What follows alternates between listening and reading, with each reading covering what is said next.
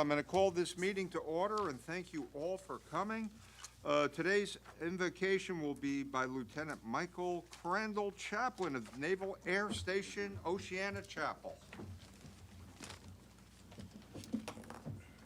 Welcome. Let us pray. Eternal Father, we thank you for this day. We thank you for the opportunity of gathering in a place such as this for a purpose that you've called us here for. Father, we pray for our mayor and our city council, Lord, that they would make wise decisions on behalf of all those whom they serve. Father, that they would lay down personal agendas and pick up the greater good for those who live in this great city. Father, we pray that you'll continue to guide and bless this great city. Lead us, direct us. For these things we do pray in that name that is above all names. Amen. Amen. Amen. Pledge of Allegiance.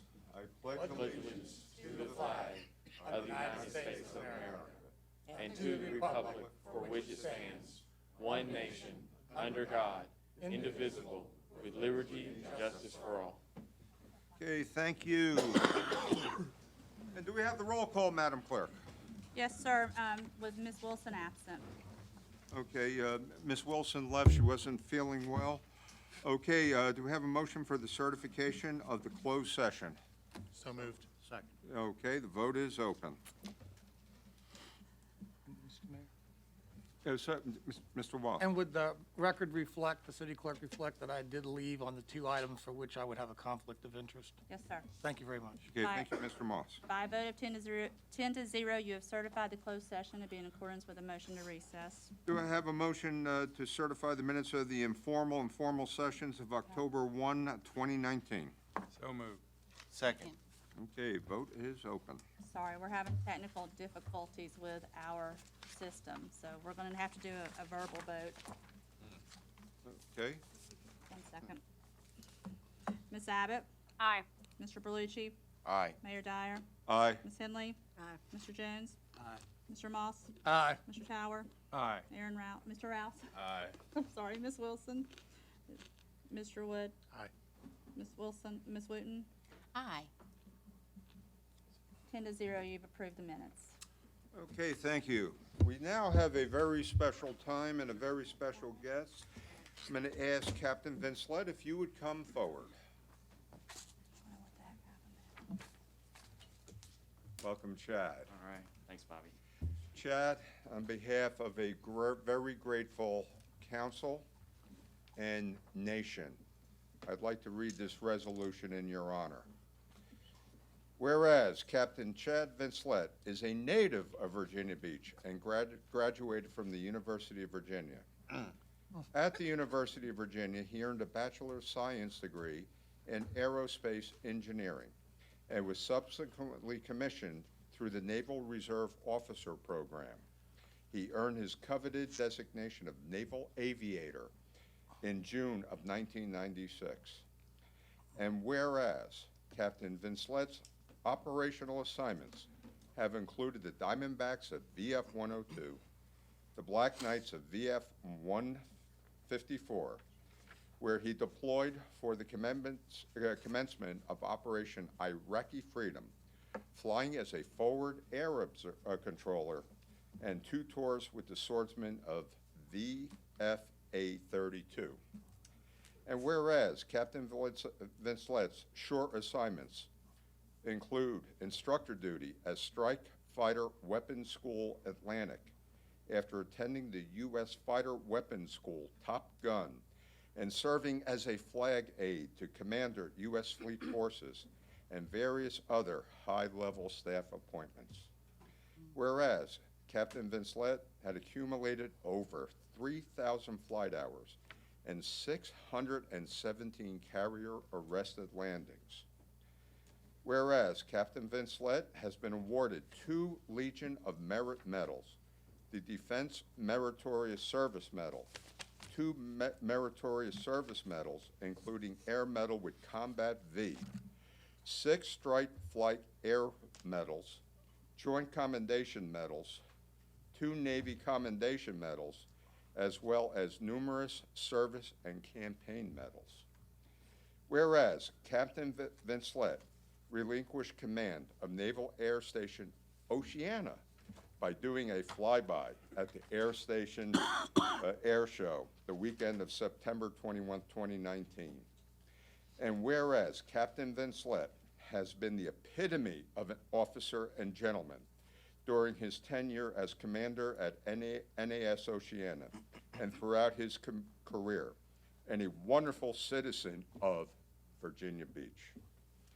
And whereas the Virginia Beach City Council recognizes Captain Vincelette for his patriotism, service to country, and service to the city of Virginia Beach, now therefore be it resolved that Captain Vincelette work as commander at Naval Air Station Oceana, his years of service to our country be duly recognized and applauded.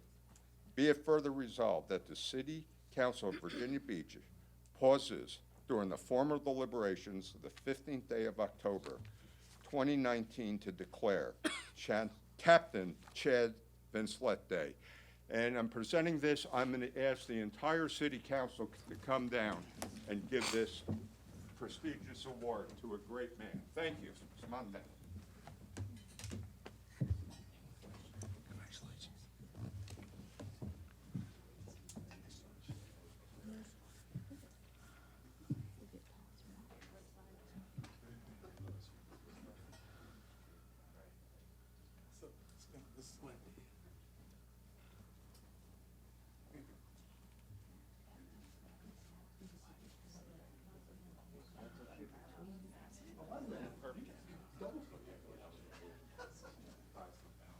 Okay. Chad, on behalf, we give this to you on behalf of we're all in on that. On behalf of a grateful city and nation, thank you so much for your service, but most of all, thank you for making Virginia Beach your home. Welcome. Thank you, and God bless you all.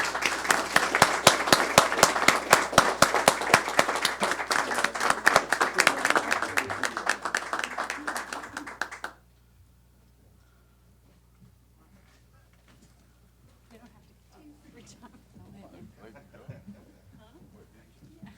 Hi. The mayor asked me to say a few words. I won't. You don't have to. Okay, go to the mic. Yeah, there we go. I know you have a whole agenda to go through, but I just want to say that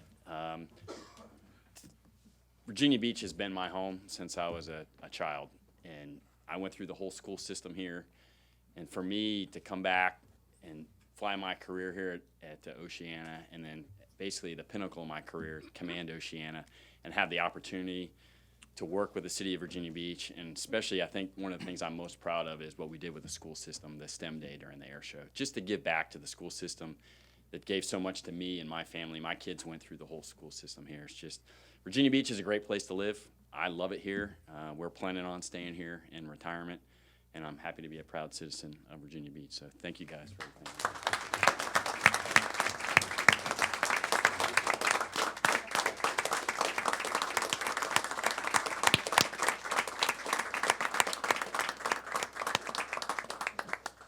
Okay. And I have another proclamation honoring Community Planning Month. Bobby, come on up. Bobby DeHaan, our planning director. A proclamation. Whereas the city, the change is constant and affects all cities and towns and counties. And whereas planning and planners help manage the change in a way that provides better choices of how people work and live. And whereas community planning provides an opportunity for all residents to be equally involved in determining the future of their community. And whereas the full benefits of community planning are realized when public officials and citizens are engaged with planning process and understand, support, and expect excellence in planning and plan implementation. And whereas the month of October is designated as National Planning Month throughout the United States of America and territories, the celebration of National Community Planning Month gives us the opportunity to publicly recognize the participation and dedication of the members of the Virginia Beach Planning Commission and volunteer boards, commissions, and committees, and other engaged citizens who have contributed their time and expertise to the improvement of the city of Virginia Beach. And whereas we also recognize the many valuable contributions made by the professional planners and other professionals and support staff of the Virginia Beach City Planning and Community Development Department and all departments involved in the planning process, and extend our thanks and appreciation for their continued commitment to public service. Therefore, I, Robert M. Dyer, Mayor of Virginia Beach, do hereby proclaim October 2019 Community Planning Month.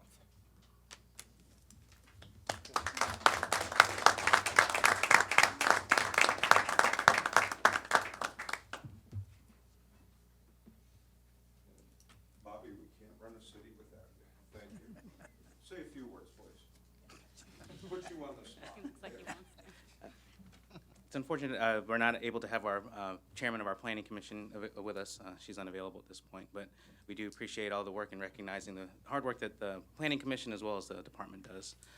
This is something that is recognized by the American Planning Association throughout the nation, and so we wanted to make sure we're also recognizing that here with our city. So thank you very much. Bobby, thank you very much, and please thank your staff and everybody concerned. Okay, I understand we have some Boy Scouts in the room. Come on forward. We're putting people on the spot today, what could I tell you?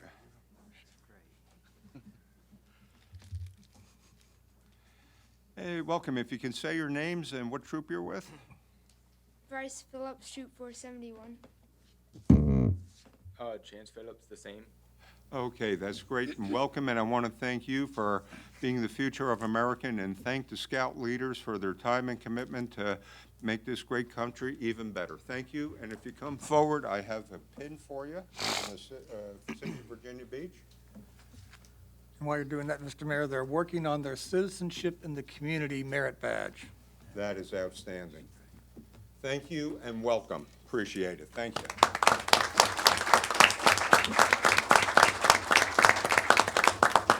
Okay, thank you all.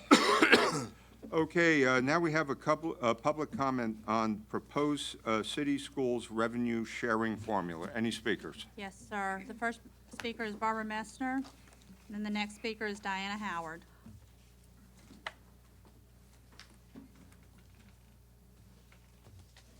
Welcome, Barbara.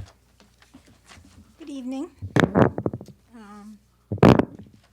By the way, as many times as I've been here, I've never been given a coin or anything. It's just the Scouts or, so it I'll would be sure to give you one, Ms. Messner. Right, I know. Okay. Anyway, good evening. As y'all are aware, this 371-page agenda took a long time to go through. I certainly couldn't go through all of it. And you're no longer putting it in the paper. There were other things in the paper. But we already voted on the budget. This is update revenue sharing formula. So I don't know how many people are aware of what where the money comes from for our schools and where it actually goes. The lottery money, I'm sure you see the ads on TV. They advertise for the lottery. And it certainly hasn't lowered their taxes.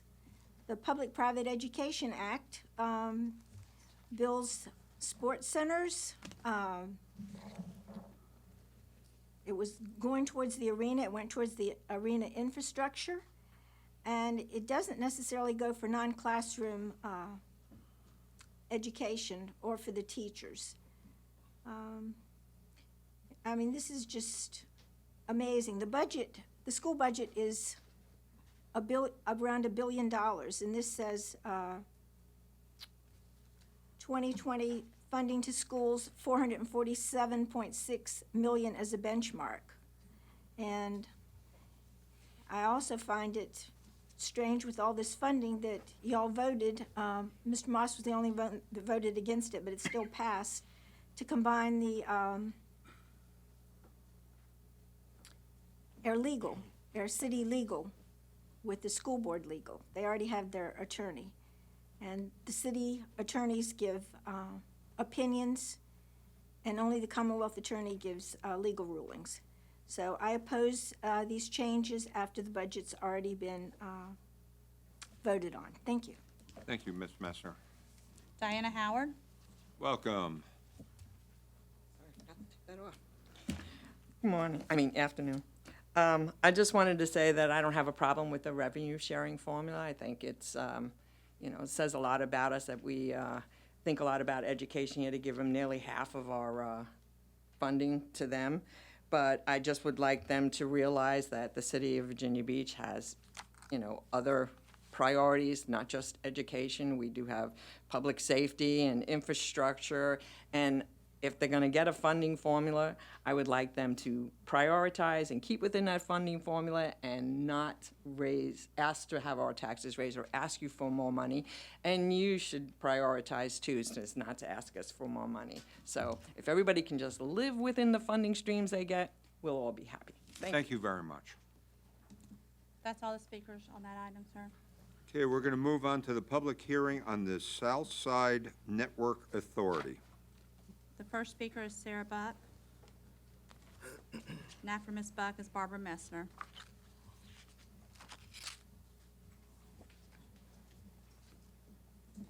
Good evening, Mayor Dyer and members of City Council. My name is Sarah Buck, and I'm the Public Affairs Manager for Cox Communications, and I appreciate the opportunity to make a few brief comments regarding this issue this evening. For 40 years, Cox has been providing services in Virginia Beach and Hampton Roads.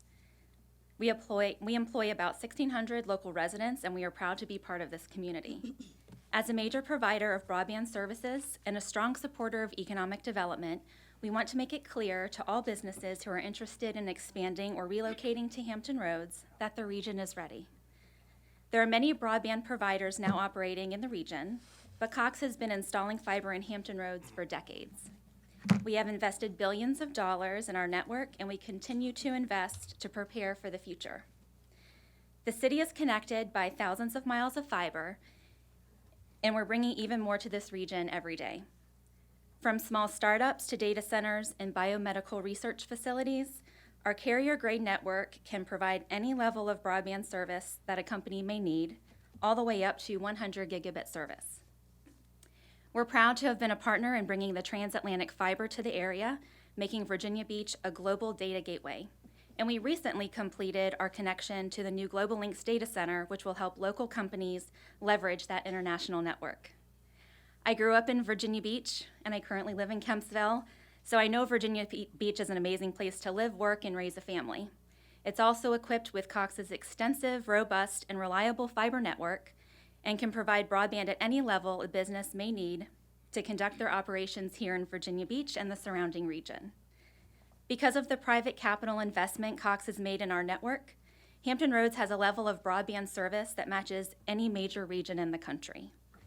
Simply put, we don't ever want to see this region get undersold or be placed in a light that would discourage businesses from moving here. We love being a part of this community. We appreciate the relationships we've built with Virginia Beach and the surrounding localities, and we're proud to call Hampton Roads home. Cox is here to be a partner, and we want to make it clear that Virginia Beach is open for business. Thank you for your time this evening. Thank you very much. Thank you. Next speaker is Barbara Messner, and after Ms. Messner is Diana Howard. Good evening. Welcome back. I wonder if Ms. Henley remembers when I spoke about, the problem with Verizon being available, Verizon high speed to areas. There's been areas that have been blocked out for 5-10 years. So, Cox is a major monopoly, and their rates are pretty high. We don't have a lot of competition. And the city subsidized the Spanish undersea cable company, Sanjay Cortafina, with a lot of money. I would assume this would require a supermajority 9-2 vote.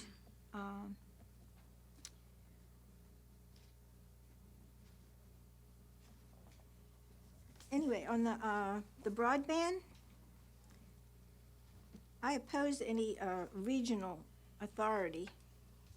And Ms. Wilson, who left early, she's proposed for the four-year thing. The other thing on this, on Article 8, I believe, under the initial contributions, et cetera, this is a 50-year, you're signing for 50 years for this regional authority. And the authority will generate revenue based on user fees. So I definitely oppose this. Thank you. Thank you. Diana Howard? Hello again. Hi. I think a lot of us just don't know why we need to do this authority. I mean, we haven't had time to digest it, to understand it, to know what's going on with it. I got to watch just a little bit of the earlier session, and there was a lot of questions. And so it seems, you know, like we're doing a public hearing on it before we even know everything about it. And when we first were going to do this fiber ring here, right? I remember it being presented over at the Hampton Roads, you know, Planning District Commission. By the way, that is a regional government. So I'm sure that the reason why you don't want to do it through the Planning District Commission is the same reason we didn't want to do transportation through the Hampton Roads Transportation Planning Organization. They don't have the ability to take away our property by eminent domain, and they don't have the ability to bond. And where is the funding source going to come from this? Are you going to have a dedicated funding source like HR TAC does too? And Mr. Morse is right. We did have a lot of problems when HR TAC first got started. I can't vote against the mayor of Norfolk, Chesapeake, Portsmouth, Newport News. And when HR TAC got started, it was upon us to go and meet with all of these mayors and talk to them about being able to change the bylaws, to be able to speak, and all that stuff, right? And I remember the first meeting, we got told by the Secretary of Transportation we had no standing to speak. So, and you can watch that, it's on YouTube, right?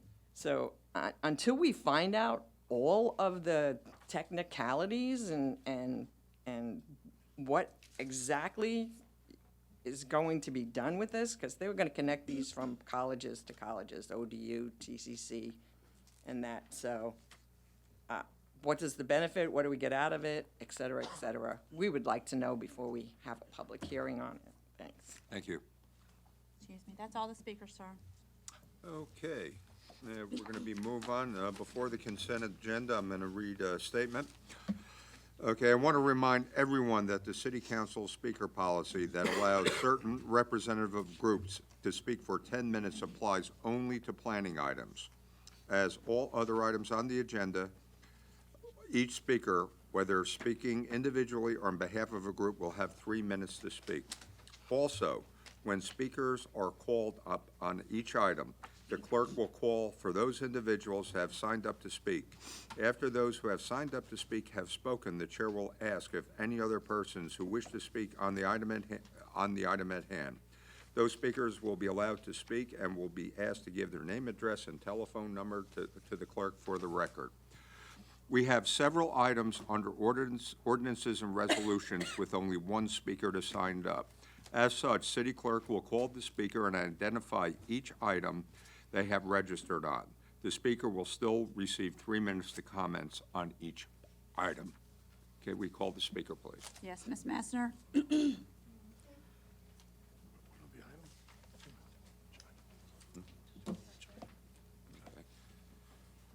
Okay. Ms. Messner has signed up to speak on ordinance resolutions number 4, 5, 6, 8A, 8B, and 10, Okay, where she's the only speaker. okay.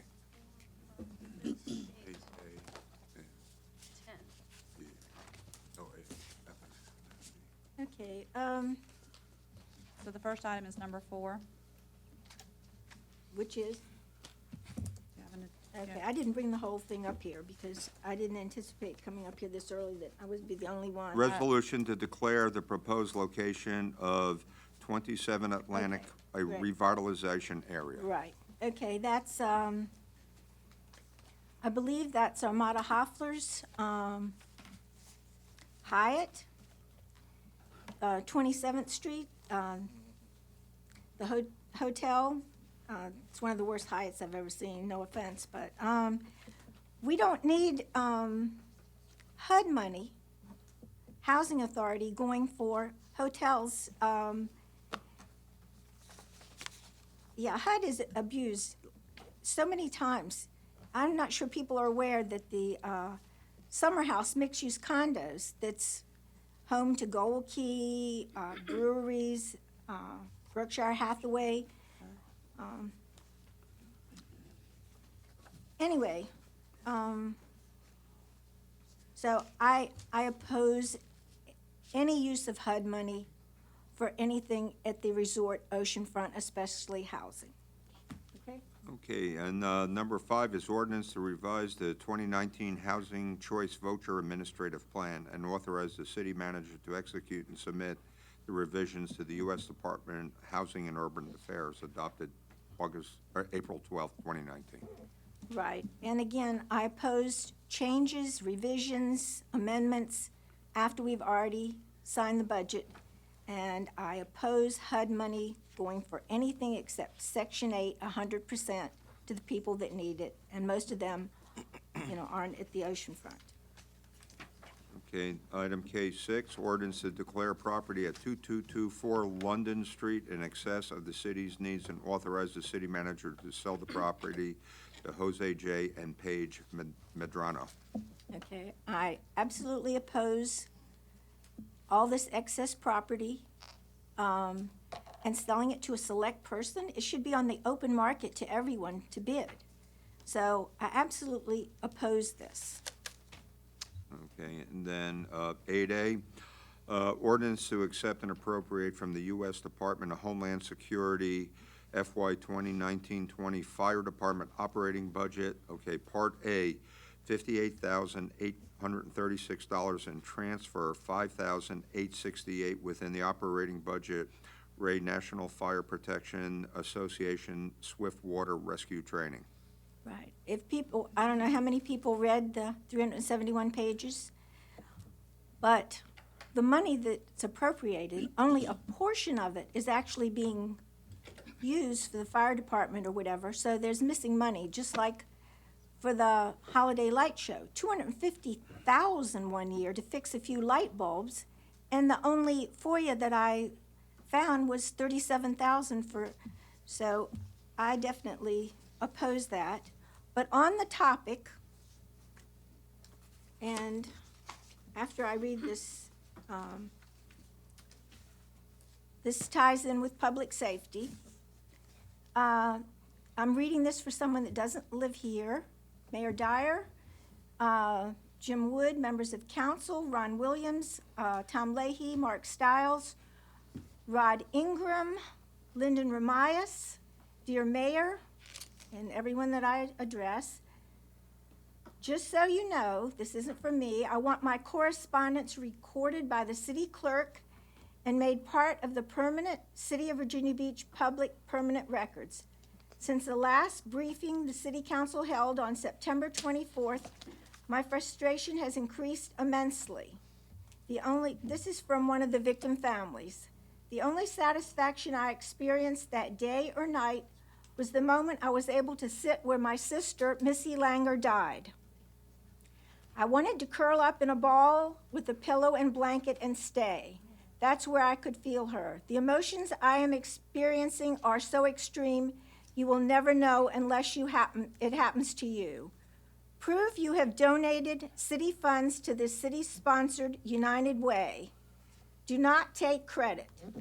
I demand that you cease and desist helping to create, endorse, and co-sponsor any and all fundraisers that use my sister's name and or photos of her. Do not use those funds for relocating of surviving city staff and for your marketing ads to raise money. Do not use those funds for paying the Hillard Hines Group or for any new city hall and municipal center buildings and structures. Do not use my sister's name to exploit and satisfy your needs! Exclamation, ever, exclamation. Your campaigns and/or building castles, ads, etc. This is cold and unforgiving, especially without family input. This better be understood. Debbie Langer Barato, and she gives her address. And this is her signed letter, which I'll make part of the record. Thank you. Thank you. Do you want to speak on the rest of your items? 8B? You have 8B and item 10 that you signed up for. Okay. 8B is $47,175 and transfer $15,725 within the operating budget rate purchase of sonar and mapping equipment for fireboats. Again, if you'll read the amounts that are allocated and the amounts that are actually going to these departments and for these needs, it's not the whole amount, so there's money that's not accounted for. And, you know, we have a budget and we need to stick with the budget. Okay. And item 10, ordinance to transfer $1 million from CIP 2-418 Indian River Road, Kempsville Road intersection improvements to CIP 2-127 Laskin Road Phase 1A, Ray Congestion Mitigation and Air Quality Program, and amend program funding to provide $1 million to CIP 2-418 in fiscal year 20 and 21. Right. We have already passed the budget. That money's been allocated. I don't know if it's Kempsville or Indian River, which is your prior Centerville. But that money was for Centerville or Kempsville. And the Laskin Road project, which is going to be 4 years into 2023, you shouldn't be starting that project if you don't have the money, and you shouldn't be transferring it from another district to this district. And I can't imagine, I wish George Mins was still here because when he talked about public safety, evacuation, et cetera, I don't know how you're going to spend 4 years. Traffic's horrible right now on Laskin Road. You're doing infrastructure that should have been done 10, 20, 30 years ago. That's all I have to say. Thank you very much. Thank you. Okay, Mr. Vice Mayor, do we do the consent agenda? Thanks, Mr. Mayor. I move for approval under the consent agenda. Under ordinances, resolutions, item K4, resolution to declare the proposed location of 27 Atlantic a revitalization area may qualify for Virginia Housing Development Authority funding. Item 5, ordinance to revise the 2019 Housing Choice Voucher Administrative Plan and authorize the city manager to execute and submit the revisions to the U.S. Department of Housing and Urban Development. Item 6, ordinance to declare city property at 2224 London Street in excess of the city's needs and authorize the city manager to sell the property to Jose J. and Paige Madrano. Item 7, ordinance to authorize temporary encroachments into portions of city property known as Commerce Street, Central Park Avenue, Columbus Street, and Market Street.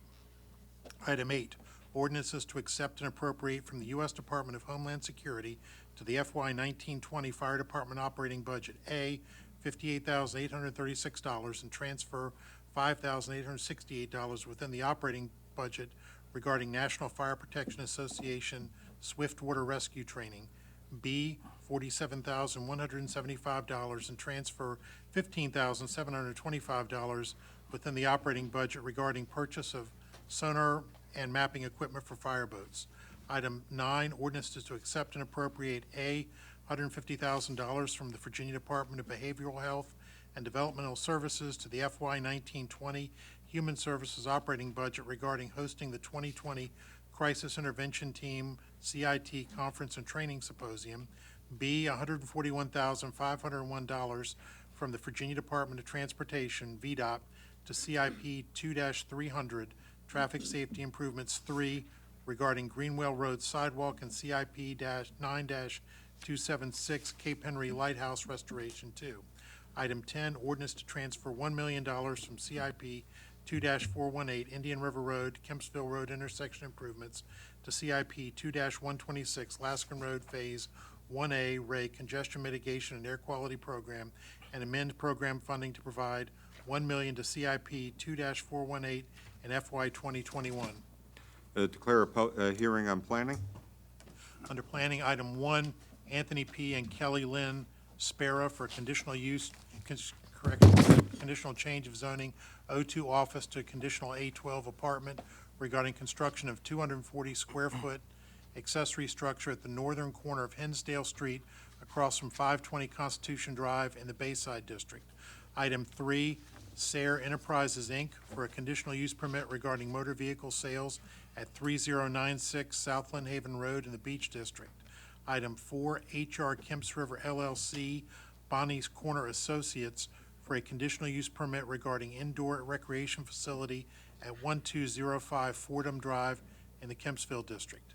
Item 5, the Glam Life Beauty Bar LLC, KHHR Haygood LLC for a conditional use permit regarding a tattoo parlor at 4663 Haygood Road in the Bayside District. Item 6, David and Carol Hawkins for a conditional use permit regarding a residential kennel at 2125 Tennyson Court in the Princess Anne District. So moved, Mr. Mayor. Do I have a second?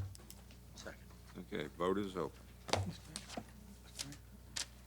No, discussion, Mr. Moss. Just wanted to point out affordable housing has been a big challenge for us. We've been trying to figure out how to solve that through the private sector versus having a housing authority and all the overhead that goes with that. The development that was talked about here relative to the oceanfront was to construct apartments that we have already approved in a prior vote. This designation will ensure that 20% of those oceanfront apartments will be available to low-income people. So that means people who work at the oceanfront, who maybe not have transportation, and so we are actually increasing affordable housing at the oceanfront for the people who work and support that industry. And I hope that we can see more such private partnerships leveraging these federal programs, because this is the right way to best deliver dispersed affordable housing in our community. And I just want to acknowledge the developer doing that. That helps us and helps him. Well articulated. Thank you, Mr. Moss. Any other, okay, votes open?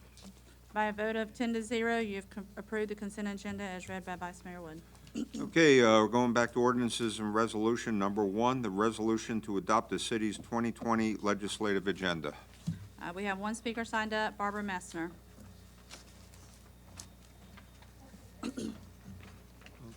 You don't want to speak on the legislative agenda? Okay.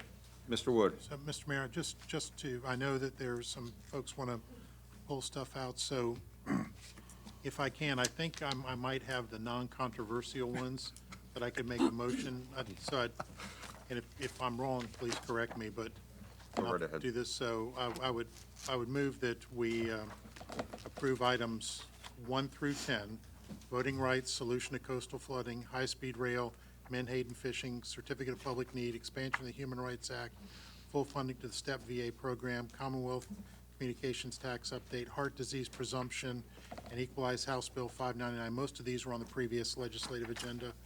And then item 12, payment to institution of higher education for certain courses taken by law enforcement officers, 13 film tax credit, 14 definition of small business, 16 banning conversion therapy, and 17 Virginia Shoreline Resiliency Fund. Is everybody okay with those? I would like John? to pull number 1 and number 5. Okay, so I would amend that to say not 1 and 5 Oh, and 8 also. and 8. Sorry, thank you. I thought I was on a roll. Okay. Okay. So let me just, so the ones that we're going to vote on then will be items 2, 3, 4, 6, 7, 9, 10, 12, 13, 14, 16, and 17. Is that correct? Is that okay? So moved, Mr. Mayor. Okay. Do I have a second? Second. Okay, can we vote on that on the consent part? There we go. By a vote of 10-0, you've approved the the legislative agenda, noting the items read by Vice Mayor Wood. And so we will vote on, then we'll have. You will do separate votes on the other Do items. separate yes. votes on the other one, okay? All right, item number one was, the voting rights. okay. Item number one on voting rights. Tom had some comments. John, do you have some, please give us some comment. These are the same comments I provided, and first of all, this deals with having the bipartisan, whatever that is, party to do redistricting. My only point is, we're asking the General Assembly to delegate away its authority to set the districts of the Commonwealth by doing a bipartisan view, but we haven't asked that they amend our charter so that when we do redistricting the city of Virginia Beach, that we would have a bipartisan group of appointed citizens other than us as elected officials deciding how our districts are drawn. And I think it's kind of a double standard to ask one body to do something to avoid politics, but yet exempt yourself from the same standard. So if this were amended to read, and also asking, though I know we'd have to hold a public hearing, but I have mentioned this before. So my objection is asking the General Assembly to do something that we aren't asking to be applied to ourselves. I don't think the double standard sells well in Richmond, and I wouldn't certainly receive this very receptively without making such a request, and that's why I'm not supporting it, but I just wanted people to know why. Okay, any other comment? Is there a motion? Do I have a motion? So moved. Second. Okay, any other discussion? Vote is open. It's too, I mean, it's too late. I already asked you to come up on that. The speakers were beforehand, though. Ms. Messer, so. I'm the only speaker? Yes, by a vote of 9-1, you have approved the voting rights as a part of the legislative agenda. Okay, this next one concerns item 5, the certificate of public need. Mr. Moss. You may recall 2 legislative packages back, we were lobbied fairly heavily by the hospital industry. They came in and briefed the council in our chambers. And the big issue was because we didn't have Medicare for all these costs that they were having to absorb and put them in a tough position, even though the CEOs of most of those nonprofits make multiple $million-dollar salaries. What they really were bargaining for was restricted competition, which is what the certificate of need does. You may recall at our last recent discussion, Bob Mathias informed us that in Richmond, there were parties on both sides, because this is a very contested issue between those people who believe in the free market and those people who want restricted pricing, and they were looking to come to some compromise.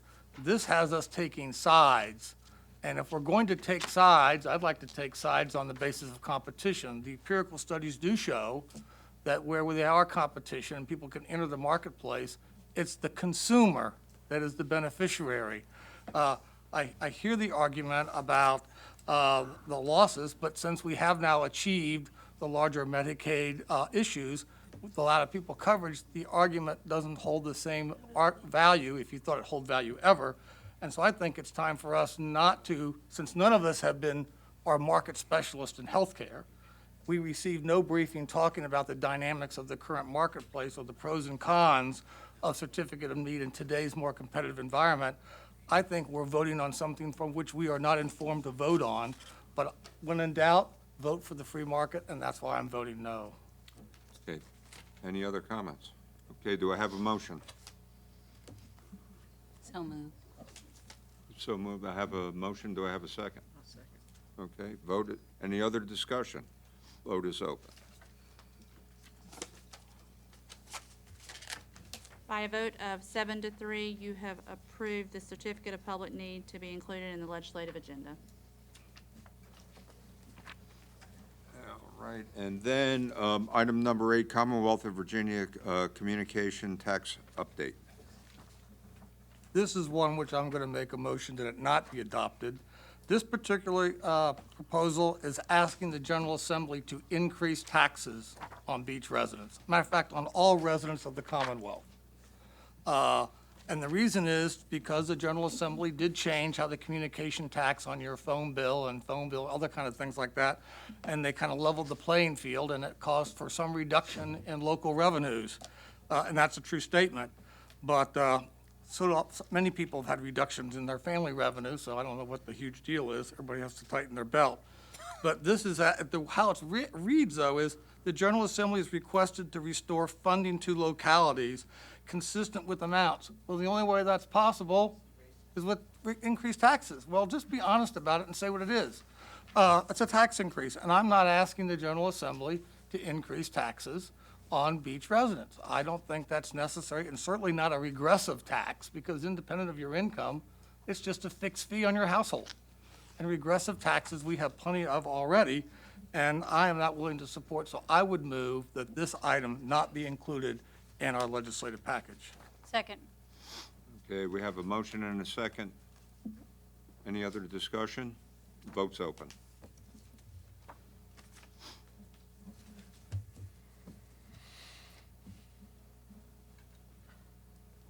By a vote of 3 to 7, the motion has failed. Okay, any other things? We need a motion. No, I would think you would still need a motion to include it.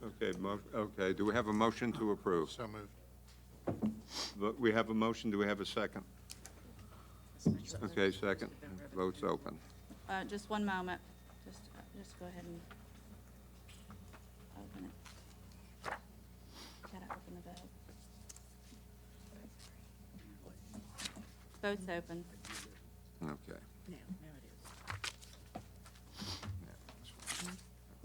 Mr. Tower, Ms. Wooten, may I have your vote, please? Mr. Jones? Aye. The vote's still open, sir. If you want to press your button. Thank you. By a vote of 7 to 3, you have approved including the Commonwealth of Virginia communications tax into the legislative agenda. Okay, and then the final one is item 11, to resign to run for members of city council other than mayor. I don't think that's the final one, Mr. Mayor. I think there's one more. No, there's one more, my apologies. Okay, do we have a motion on this one? Well, I'm going to move its adoption with some discussion. I think Councilwoman Henley and I were the only one that were on this body back in, I don't know, 89, when we put forth the charter change to allow the direct election of mayor.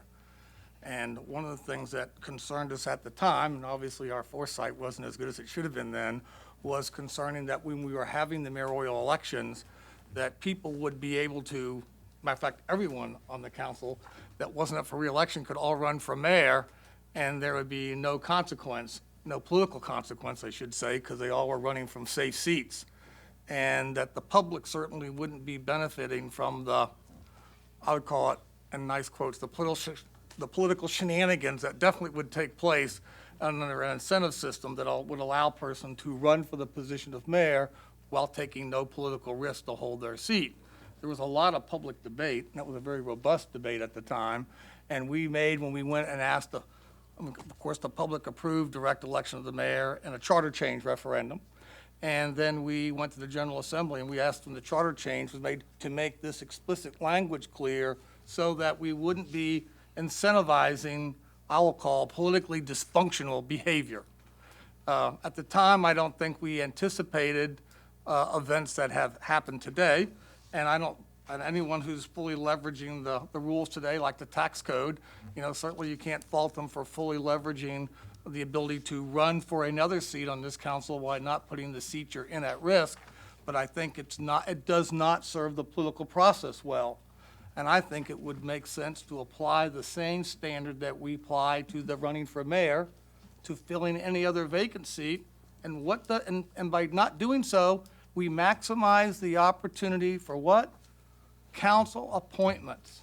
People that serve on this body, raising your taxes and making policy decisions that no one in this audience and no one watching and no registered voter got to choose.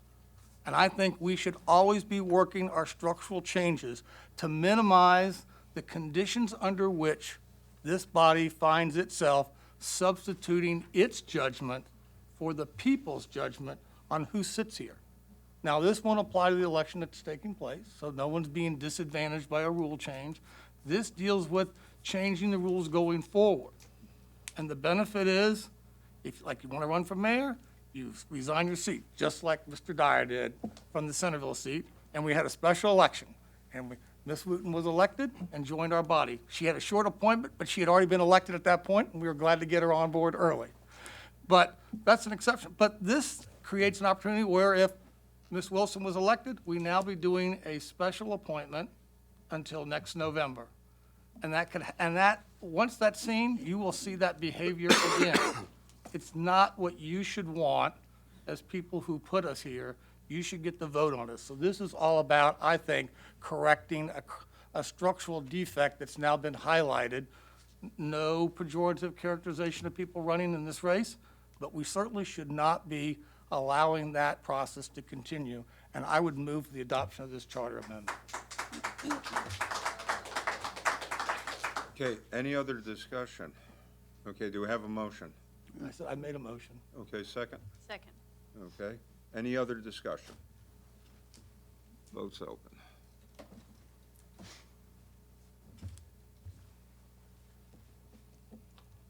By a vote of 7-3, you have approved the motion to allow to run for members of council other than the mayor in the legislative agenda. Okay. And this is the last one. 15, request to amend the 2019 Acts of Assembly, YC 793, to allow CDA financing to be extended the date of tax incentive. Okay. Mr. Mayor, I'd heard somebody had comments on this, but I don't know if anybody does. Otherwise, I'd move approval. Okay, anybody have any comments on this one?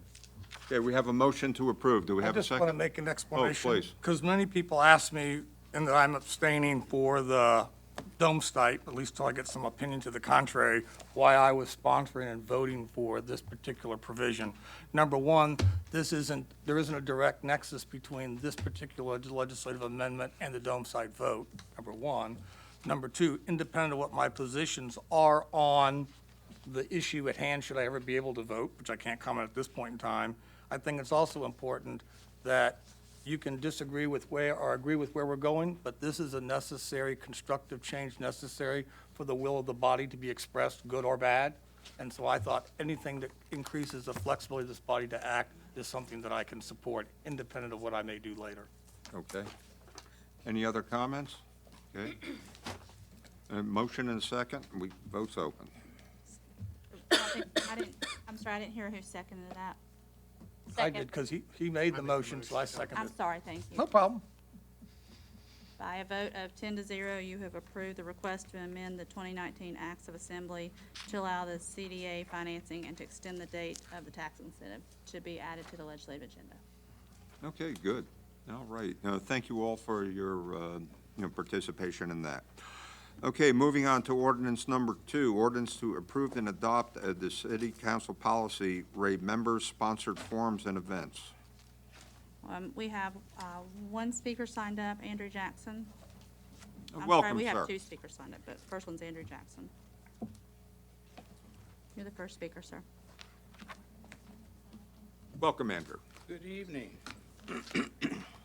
I think we had quite a discussion and many years to do a disparity study. And we finally did it. And so now it appears to me we're doing everything we can to just push it aside gently. I don't know of many programs that start where you don't have some form of education, where people are made aware of what they can do that they didn't do before. And what I see with 2 and 3, they're connected. I dare say that for the budget you have, a measly $10,000, who's complaining? Certainly not folks that participate in, what's that agricultural program that we have, ARP or whatever that is? Nobody gets that money complains, and that's a lot more than this. This is a program we need to make this city get where it's supposed to be on a level playing field, so people can learn what it is that this is about bids, about contracts and the rest of that. That's necessary. And this is a measly bit of $10,000 when we can give millions to somebody for their little play toy of modifying a hotel? One that I couldn't have gone through the front door of years ago? Stop it. Stop it. piddling back and forth and behind each other's back. This is crazy. If you want the disparity study, say you want it, and put whatever effort you need into to get it done. If it takes a little bit of money, that's a little bit of money. I'm looking at the money we transferred here and there, right on this agenda. We can do this if we stop playing around with it, and we can make this city what it really is, or should be, and can be. And that's great, and equal, and a level playing field. Thank you. Thank you. That's all the speakers on item number 2. Okay, do we have a motion? Any other discussion? Based on the council discussion in the workshop, I'd move that this be deferred until the November 12th. November 12th. I thought we were going to go a little bit longer than that. The 19th is the following meeting. Well, we'll need to, in order to be able to discuss it, because this doesn't just have to do with this one issue. This is a Yeah. general Yeah, I policy. think we should have a workshop on Yeah, this. This you is know, where- policy in Yeah, general. Defer until- if it's okay with the council, maybe the first meeting in January, That's which will fine. give us plenty of time. You know, this way it'll give us time. You know, I Amanda's think, got to look up, see what the first meeting in Sorry, January. I gotta look. Are we just talking about K2 right now? Just Yes. K2 right now. Second. That's January the 7th. Okay, so moved. okay, do we have a second? I did. John, Okay, vote is open. right now it's K2. By a vote of 10-0, you've deferred item K2 to January the 7th, 2020. Okay, and now on to ordinance K3, resolution to support the Ignite Seminar Series and Disparity Forum and transfer $10,000 from General Fund Reserve for contingencies already offset expenses. The first Okay. speaker is Barbara Messner, and then the next speaker will be Andrew Jackson. Mr. Dyer, you've been super nice lately as far as due process. And I had put my notes away. When she said the legislative agenda, she said I was the only speaker, and I wasn't prepared. There are speakers. So I didn't get to speak, and I don't think that's fair.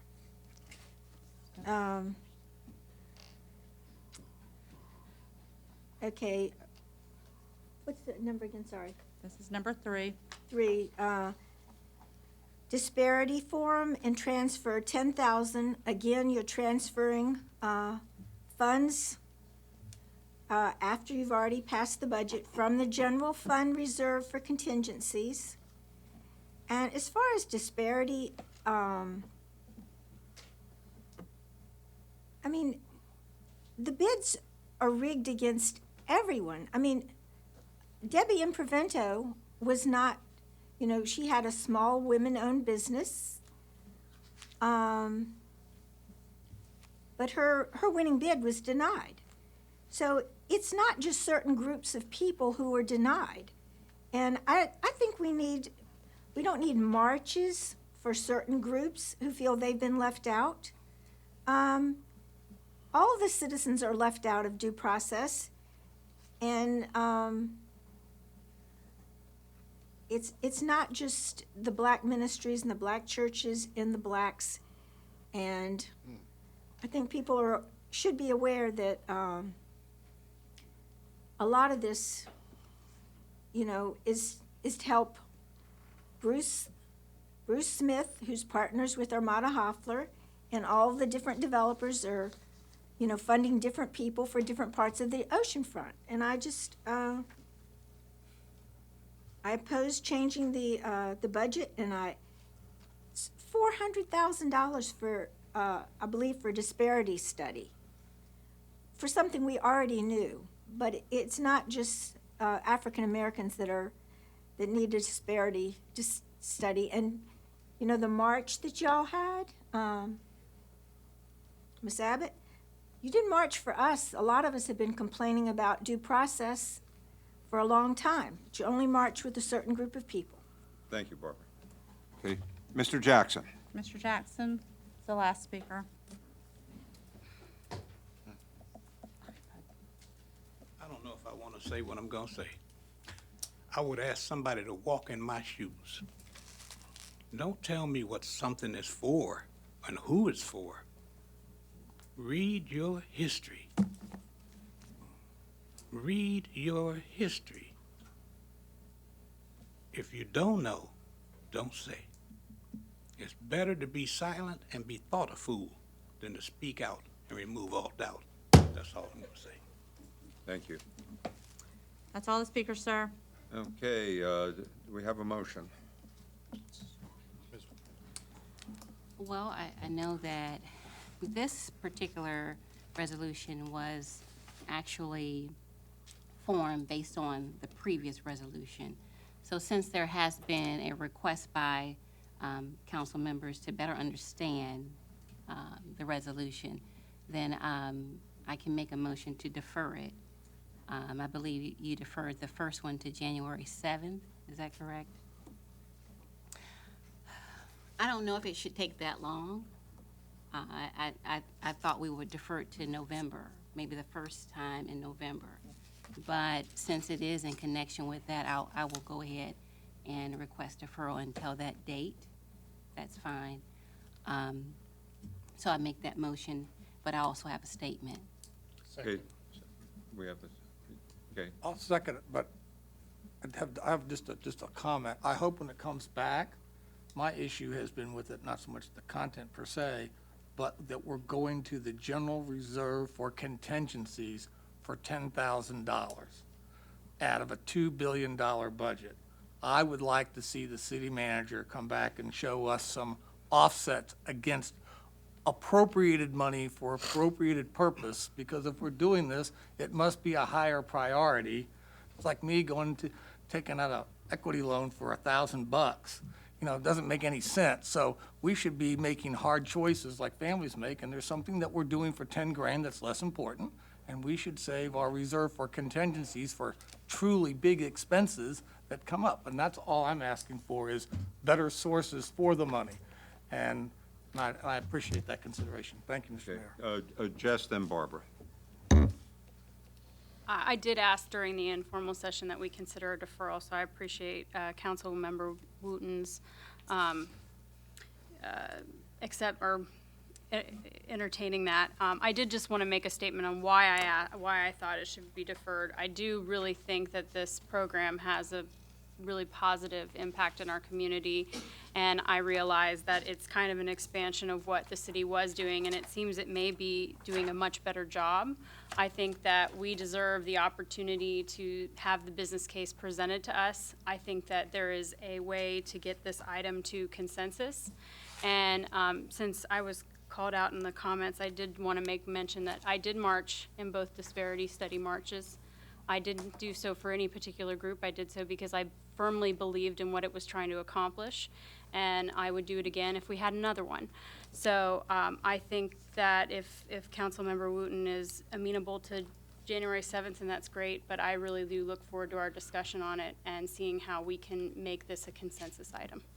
Okay, Ms. Finley. Well, I was maybe going to say similar things. I really think the topic is one that is an educational one, and it's something the city should be doing. And, you know, perhaps in a educational fashion. And so I think there is a way to accomplish this, because I think it is very important to get out the education and so forth. I'm not sure that it has to be done in this particular, you know, expenditures, but, you know, if we could have a way to get this done within, you know, what is purchasing and so forth, an educational outreach program, you know, I think it's a city function. So I appreciate the deferral. Okay, Mr. Bellucci, and then we'll go to Ms. Funky. Okay, oh, I'm sorry. Okay, Michael, Aaron, and then Sabrina. Well, I want to echo the comments of those council members who have expressed their interest in moving the discussion forward about important topics in our city.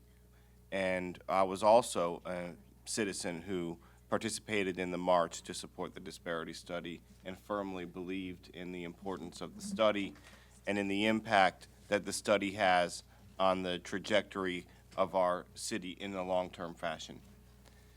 But I want to express my sense that as individual members of council, we have to be very thoughtful and judicious with the resources that are bestowed upon the city by those taxpayers and by the residents of Virginia Beach. And this issue is of critical and high importance in our city. And we could each come to the table with a variety of issues that are also of importance. And so creating a structured policy that lays out the appropriate and measured and widely understood use of those resources is of importance to me as a member of this body, and I'm confident that it's of importance to the residents and most importantly to taxpayers. So I look forward to that discussion. Thank you, Aaron.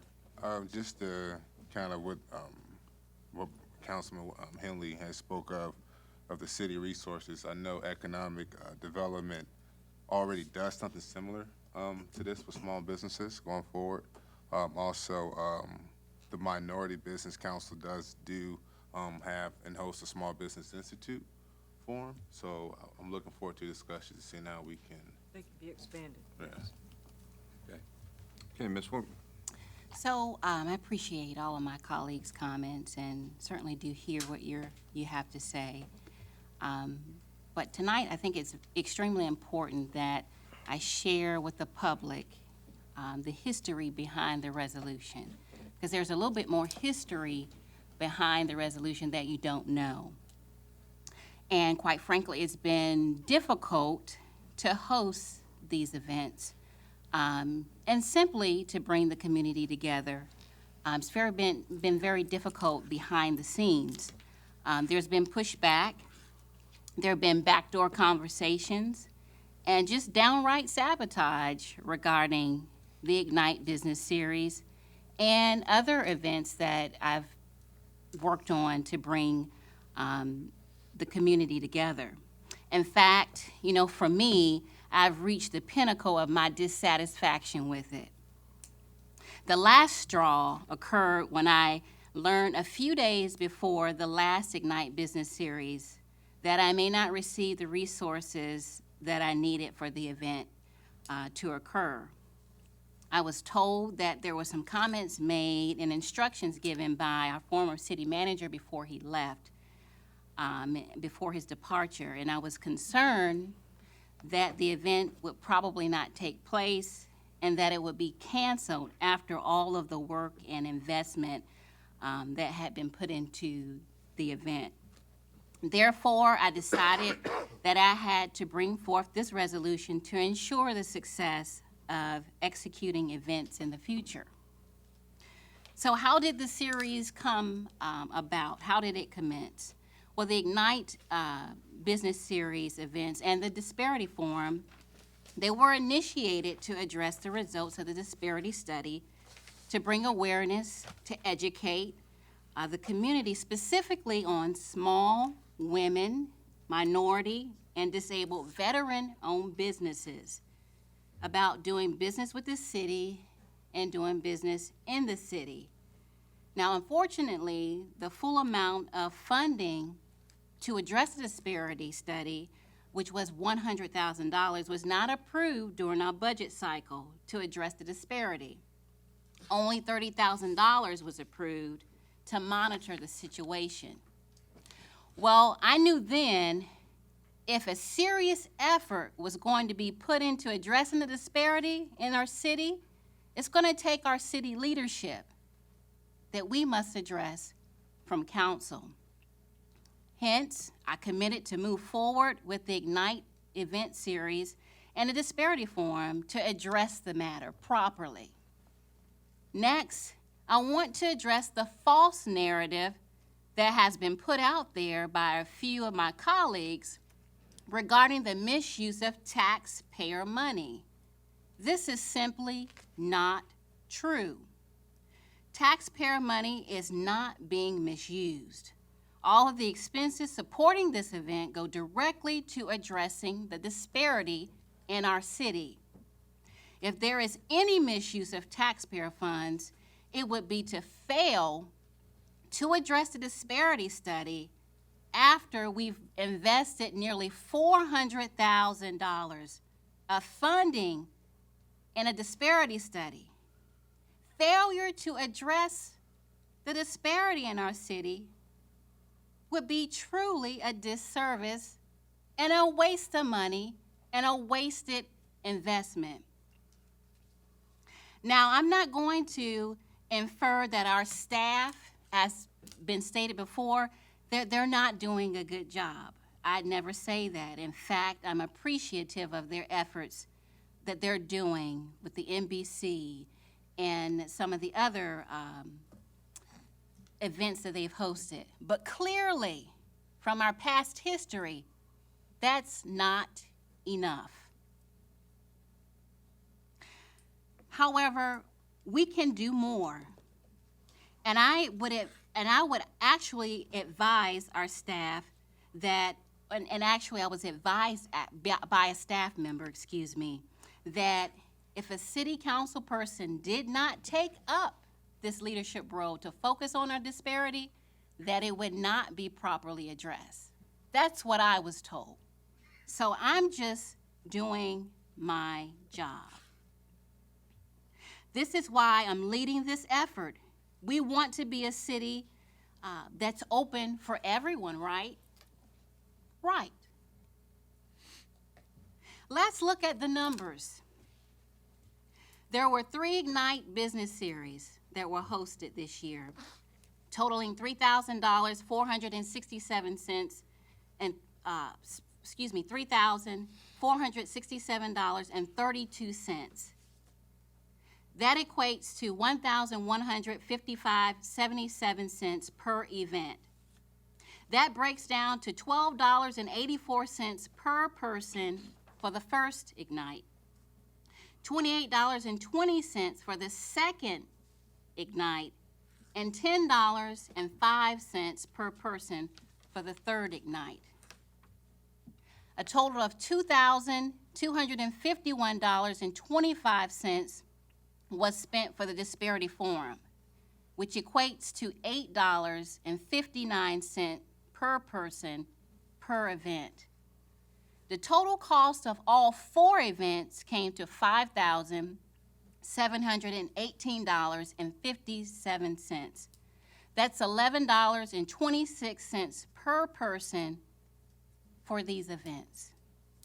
It is also important to note that a total of 115 entrepreneurs attended the last Ignite Business Series that was held in September. If only a fraction of the amount of these individuals start a business within our city, we would recoup the money that was spent in our investment 100%. A total of 246 business owners attended all 3 Ignite Business Series. Again, if only a fraction of these business owners gain contracts within our city, expand their business within our city, then we are impacting the disparity study within our city, and we're making a difference. The city of Virginia Beach will reap the benefits of investing in Ignite Business Series and the Disparity Forum. This is a win-win for everyone. And this is the reason why I'm presenting the resolution tonight, which I've asked to be deferred. I hope that we can continue to move forward and address the disparity within our city because it's needed. And this is not just for certain ones, certain specific groups, but it's for everyone because we are a city of inclusion. We are a diverse city. And when one wins, we all win. And it is my job as a city council member to make sure that I bring the community together, that I ensure that I work with others. And wherever there is an injustice, wherever there is a disparity, it is my job to address it. So the last thing that I would say is, I want to make note of a recent statement that was included within the State of the City.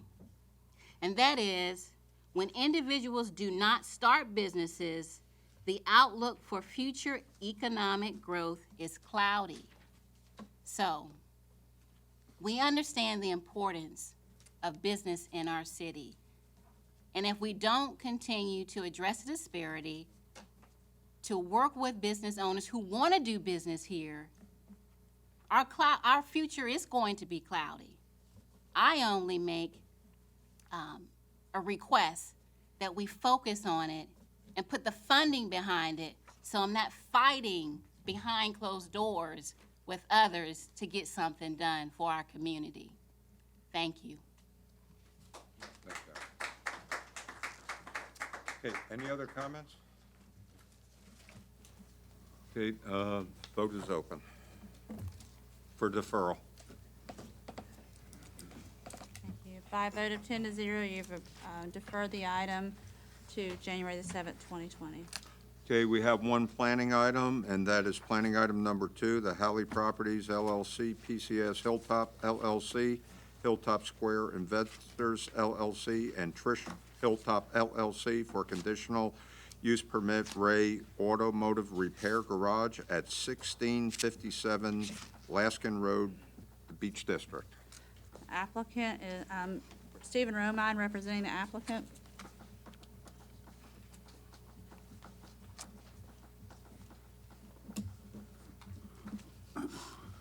Good evening, Mayor and members of City Council. For the record, my name's Steve Romine, local attorney for Haley Properties. We are requesting that the city approve an application for a conditional use permit. We filed the application for an automobile repair garage for retail sales, repair and installation of tires.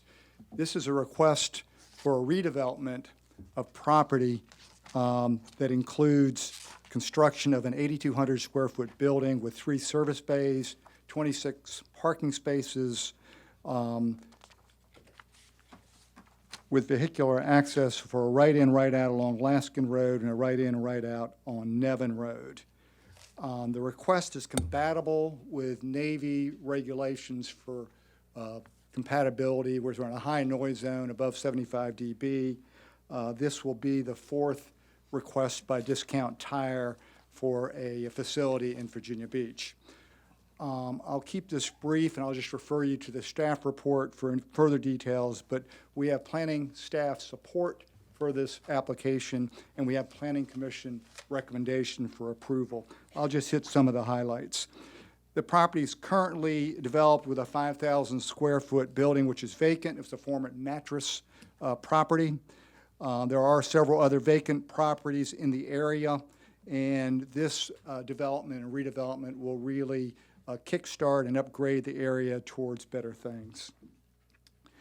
The redevelopment consists of 0.82 acres, as mentioned, located on Alaskan Road, and it's Zone B2.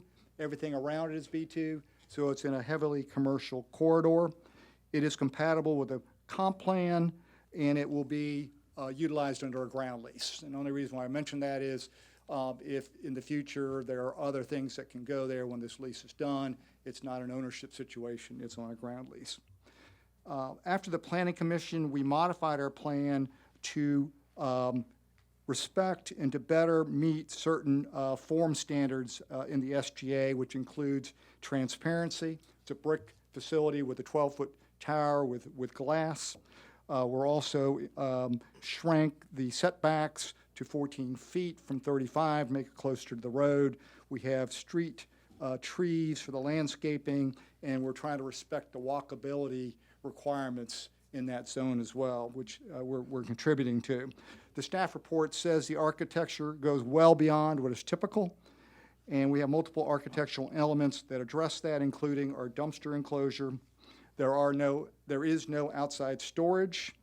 The hours are limited to 8 to 6 Monday to Friday and 8 to 5 on Saturday, no hours on Sunday.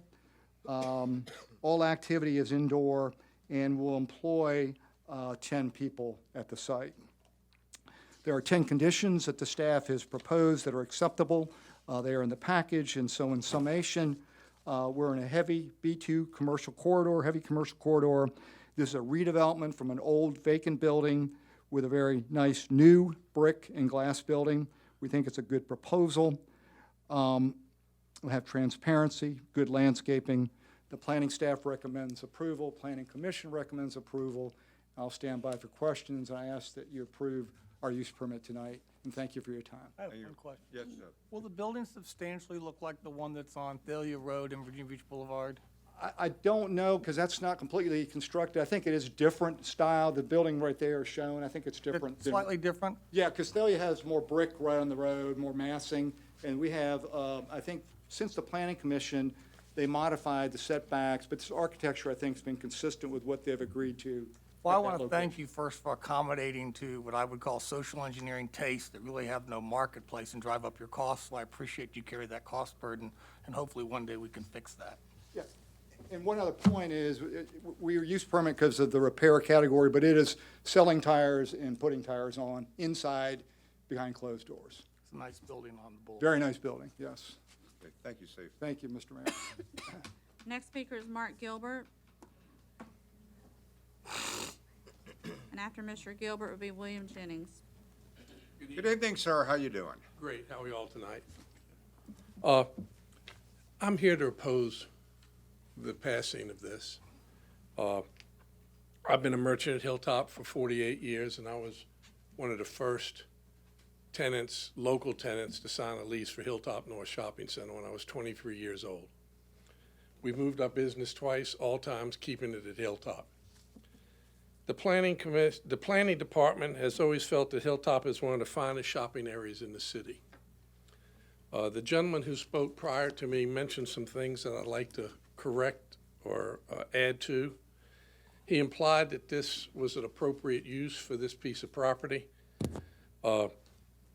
In 2012, the city spent a lot of money and time putting a strategic growth area plan in place for Hilltop.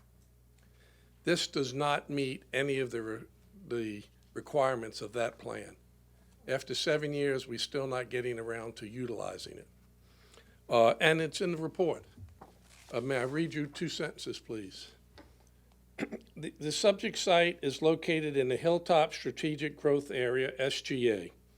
The requested use of as an automobile repair garage is not consistent with the recommended uses identified in the Hilltop SGA. The gentleman before said all work will be done behind closed doors. It may be done behind closed doors in January and February, but I doubt if the doors will be closed the rest of the time.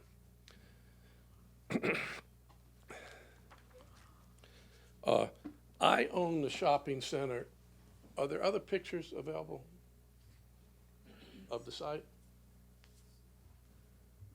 The surrounding area? There we are. May I, is it here? I own the there's a shopping center behind the yellow box. I own that shopping center, and in the last 90 days, I put $250,000 into it to upgrade it and reface it. The fact that this is not an appropriate use under the SGA concerns me. What's getting ready to happen, recently what came to market, and I believe it came to market while this was, after this left the Planning Commission, is 5 prime acres are going to be put up for development. And I don't believe a tire auto repair shop is appropriate for the development at Hilltop. I don't think any of y'all would vote to put a auto repair center in the middle of town center, and we're putting one in the middle of Hilltop, within yards of the intersection of Laskin and First Colonial Road. It's just not an appropriate use. This building was rehabbed within the last 4 years. This is not a dilapidated, rundown piece of property. Okay, thank you very much, sir. Thank you for your time. Appreciate it. William Jennings. And after Mr. Jennings is Jim Ramsey. Welcome, sir. Good evening. My name is William Jennings, employed by 601 Nevin Road LLC. And that is the property you see we're just south of Bankers Lane and goes down to Donna. And the 5 acres that or almost 5 acres that he's talking about is part of the owner that I represent. So we thought it does not meet the Hilltop Strategic Growth Area's rules and is an inappropriate use because of the noise. They do have the bay doors open. Instead of, there's 3 bays on most of the other locations. However, they put 2 cars side by side in there. And you hear the impact wrenches, you hear the compressors. They blow the horns when they back the cars out. So that goes on all day long. The other issue is that in the Hilltop area, it's starting to heat up right now. We've got $12 million for the Walgreens, which is just to the left of there. Probably someone might know where that is. Sherman-Williams just sold for $3.8 million. And Amada Hoffler just put $28.3 million in part of the Hilltop Marketplace across the street to the northwest side. So we feel that that now's going to be the time to try to market this to in compliance with the Hilltop Strategic Growth Area. And that's why we're kind of opposed to putting a tire store there. It's kind of like putting the tire store in town center, a nice building, but you still have all the noise and the traffic and the tires and the smell and stuff. Okay. Thank you very much. sir. Appreciate it. Thank you. The next speaker is Jim Ramsey. Good evening, sir. Good evening. My name is Jim Ramsey. Recently, I visited the Discount Tire Store. I purchased some tires there. They've got nice buildings. They run a clean operation. Their employees are polite. I think they're an asset to the city, but not in the SGA. And I'll tell you why. To start with, they're non-compliant. They're noisy. When I was a young man, I worked in garages and gas stations. I mounted tires, balanced tires, repaired tires, and the impact wrenches, the air compressors are noisy. Several years ago, I went to a presentation put on by the planning department about the SGA, and in that they told me what they wanted, what they expected. They wanted to develop that area into a place with high-end dress shops, bridal shops, nice restaurants, place where you would go and meet friends and have a leisurely lunch and then spend the afternoon shopping. If you allow this tire store to go in there, nobody's going to put a bridal shop next to a tire store. It's going to be hard to find a nice restaurant that's going to be next to a tire store. My concern is, after the meeting with the presentation with the planning department, they had a good plan. It was a good plan then, it's a good plan now. And if you approve this non-compliant retailer there, all the time, effort, and precious tax dollars, and I'll say that again, precious tax dollars will be wasted. If you let a non-compliant vendor go in there, it's going to be hard to get to turn down a second vendor that's non-compliant. And so your SGA is going to be gone.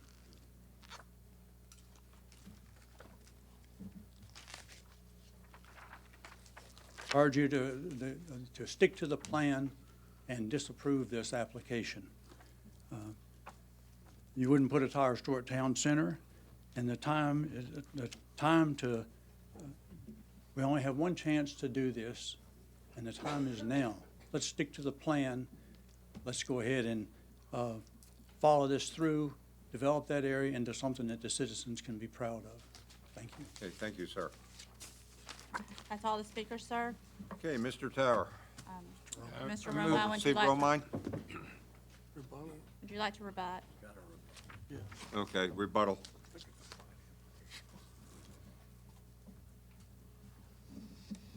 Thank you. Just very briefly, the gentleman read part of the staff report. The remainder of the staff report said that the market may not be ready to support these other uses this time. In fact, it's been vacant for a long time, and there's a lot of vacancies in that area.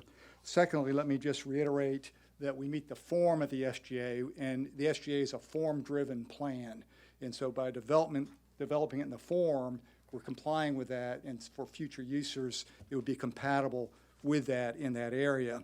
I mentioned or heard the comment of noise 2 or 3 times, and this is in the highest noise zone for the Navy flyover in a high AQ zone.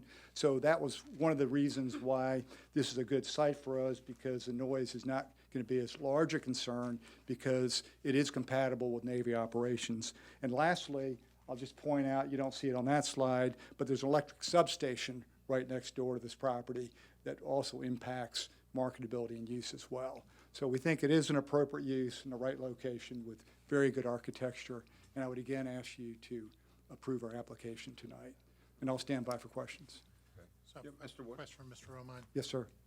So you've got opposition from your neighbors, and it appears that you had the opposition from your neighbors back in September when this thing was brought forward. Have you met with them since then? I was not involved in this case till more recently. My partner did go to Planning Commission, and at Planning Commission, these same people came forward and registered their complaints. No one, I don't believe, requested a meeting. We did modify what was voted on at Planning Commission to come more in compliance with the SGA requirements, which would be moving the setbacks closer to Alaskan from 35 feet to 14 feet, adding landscape trees, and also respecting the brick and transparency on the site. And I think staff recognized that. But nobody met with these folks? No one requested that we met with them, to my knowledge, so. Okay, anybody else? Okay, thank you. sir. Thank you. Okay, Mr. Tower? Move the adoption of the ordinance. Second. Okay, good. Okay, we have a comment here, open. I have to tell you, I don't know. For some reason, my yellow lights lit up. I don't know why. Did you hit, I haven't touched it. okay. I'm not abstaining. I was gonna say, just press your, I guess my concern on this is I have issues with the way this works within the SGA. And frankly, and I know Mr. Moss referenced the one at Dahlia, but it wasn't as clean of a process as you might say. It was very similar to this, where it started off with some consternation at planning, and it required some kind of nudging along to get everything going with the neighbors. And I think that's a similar situation here. Yeah, I can't support this because I think it is inappropriate use, but more importantly, I think it's the fact that there's neighbors here who are opposed to it. Nobody's reached out to them in 2 months or a month anyway, and I think that's something that would have been reasonably easy to do. I understand Mr. Romine just picked this up from another attorney, and you know, I'd support a deferral if they want to meet with them, but otherwise I just can't support it. Okay, anybody else? No, If I could, I'm supporting Mr. Towers' motion. I understand, you know, often when people get in planning departments and are devoid of market knowledge and then impose visions that the marketplace won't capitalize and expect the landowner to absorb the opportunity cost by not being able to earn income off his property to achieve a vision that the marketplace won't pay for. And I think that, you know, maybe sometime in the future, but we shouldn't be holding people's private property hostage to a vision that the marketplace won't capitalize. I mean, that's just unrealistic. And unless you want to buy the guy's property, I don't think we want to be in that business. Then the question gets down to what extent does that person's development of their property and earning an income, which they should be entitled to, because we're certainly going down there to collect our taxes on it, is to what accommodation, and is it providing injurious economic impact on an adjoining neighbor? No one's provided any empirical evidence here that someone is encouraging or incurring an economic adverse impact on their property, and certainly someone could have raised the question about their property. Clearly, people are buying property when that was vacant, and they didn't pick that property for a reason. And there is employment. There's need for people who do that business. Now, I don't get my tires changed there. I get mine done at the BJ's, which backs up to a residential neighborhood. Maybe they're not, you know, bridal shops, but they're people's homes. They do, in fact, change those tires with the doors closed in the summer, because I've been there. Can you hear it outside? Probably. There's no jets flying over there. So I sometimes think that we will all like to have optimal situations in our communities, and that's true. But sometimes, Mr. Tower's right, there's sometimes where what's being proposed, and I've visited sites, so I've been out there and actually physically looked at it, and you're saying, is this really injurious to the surrounding community? And I think you have to draw the conclusion it's not. But if we're saying that it is, and this guy's got to keep paying his taxes because he can't find the legally acceptable development in the marketplace because of the issues of the property, then we should step forward, because it's kind of like a inverse condemnation. We're denying reasonable use, and the SGA is just a guide, but guides that aren't reflective of reality are not of much value, and that's the point we have to come to grips with, is what we would like to see and what the free capital market will finance are two different things. So unless we step in with the difference, which we don't have the capacity to do with flooding problems that we have to adjust our vision to the reality of what the marketplace will finance. And I think this is a reasonable use of that property. Okay, Aaron, and then Guy. I have support the measure on council. I grew up in this area many years riding my bike up and down Laskin and First Colonial Road, where now I'm not too far from there. There's a Walmart with a station or a tire. They do everything there at Walmart. Also, there's an AutoZone there. There's also a BP gas station on the corner.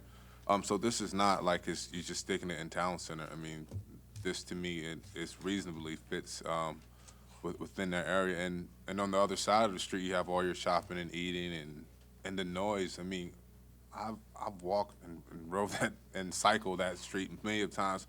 There's cars on that street all the time. It's heavily congested, as well as if there isn't a jet flying over, there's people honking anyway because the light at Laskin Road changes that quick and First Colonial changes so quick.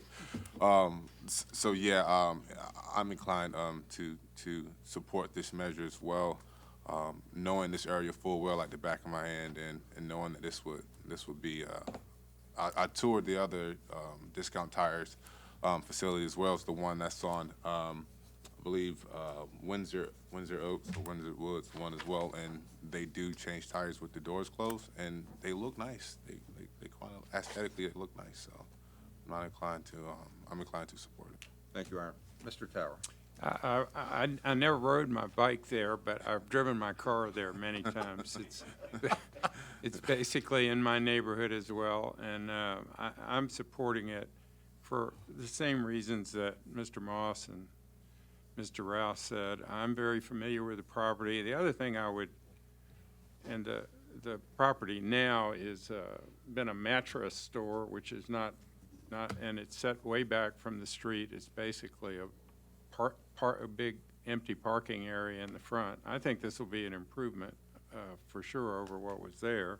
I wish, for everybody's sake, it was developed in the way the SGA contemplates, but I just don't think we're there yet, and I don't think, for the reasons Mr. Morris said, we can impose guidelines in a rigid way that causes people to lose as much money as they could if you own that property.